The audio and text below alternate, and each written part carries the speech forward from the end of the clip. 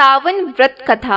एक शहर में एक साहूकार रहता था। उसके घर में पैसों की कोई कमी नहीं थी, लेकिन उसके कोई संतान नहीं थी, जिससे वह बहुत दुखी रहता था। पुत्र की कामना करते हुए वह हर सोमवार को भगवान शिव का व्रत किया करते थे और शिव और पार्वती जी की पूरी भक्ति के साथ शिवालय में पूजा करते थे। उनकी भक्ति देखकर माता पार्वती प्रसन्न हुई और उन्होंने भगवान शिव से साहूकार की इच्छा पूरी करने का अनुरोध किया। पार्वती जी की इच्छा सुनकर भगवान शिव ने कहा कि हे पार्वती, इस संसार में प्रत्येक प्राणी को उसके कर्मों के अनुसार फल मिलता है और उसके भाग्य में जो भी होता है उसे भुगतना पड़ता है। लेकिन पार्वती जी ने साहूकार की आस्था को बनाए रखने की इच्छा पूरी करने की इच्छा व्यक्त की। माता पार्वती के अनुरोध पर शिवजी ने साहूकार को वरदान दिया और कहा कि उनकी संतान अल्पायु होगी, वो केवल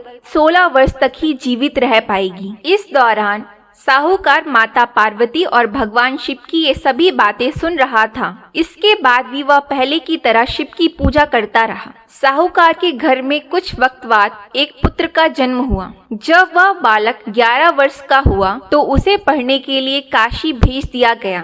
साहूकार ने बेटे के मामा को बुलाकर ढेर सारा पैसा दिया और कहा कि तुम इस बच्चे को काशी विद्या प्राप्त करने के लिए ले जाओ और रास्ते में यज्ञ करो। आप जहाँ भी यज्ञ करें वहाँ ब्राह्मणों को भोजन कराकर दक्षिणा देकर जाएं। अपने पिताजी की आज्ञा का मान रखते हुए साहूकार का बेटा और मामा रास्ते में यज्ञ कराते हुए और ब्राह्मणों को दान देते हुए काशी की ओर चले जाते हैं। इस बीच रास्ते में एक राजा की कन्या का विवाह हो रहा था। राजकुमारी से जिस राजकुमार का विवाह हो रहा था वो आंखों से काना था। इस बात की जानकारी राजा को नहीं थी। राजकुमार ने इस बात का लाभ उठाकर अपने स्थान पर साहूकार के बेटे को दूल्हा बना दिया। लेकिन साहूकार का बेटा ईमानदार था। उसने अवसर का लाभ उठाया और राजकुमारी के दुपट्टे पर लिखा कि तुम मुझसे शादी कर चुकी हो, लेकिन जिस राजकुमार के साथ तुम्हें भेजा जाएगा वह एक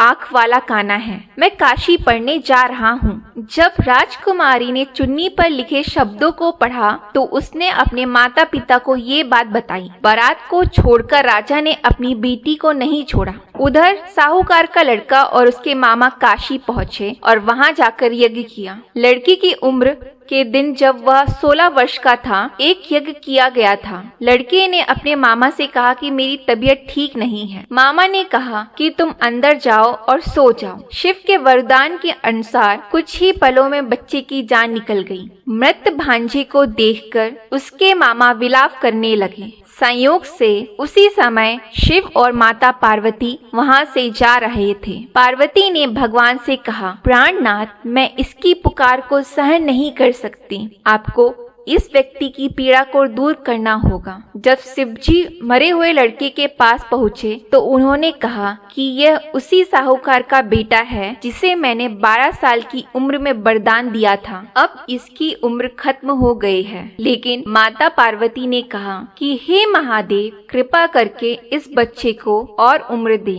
नहीं तो इसके माता पिता भी मर जाएंगे। शिव के अनुरोध पर भगवान शिव ने लड़के को जीवित रहने का वरदान दिया। शिव की कृपा से यह बालक जीवित हो गया।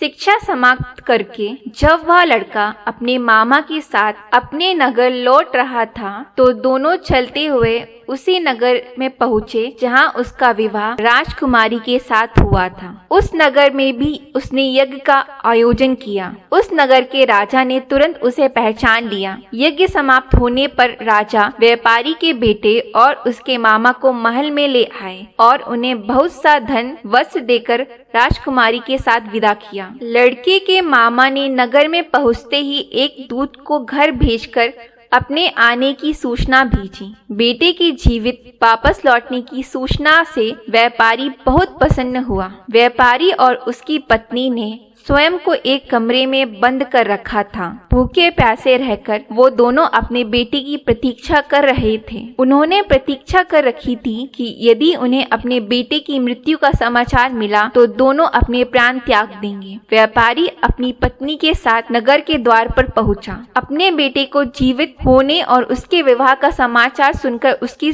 खुशी का ठिकाना न रहा।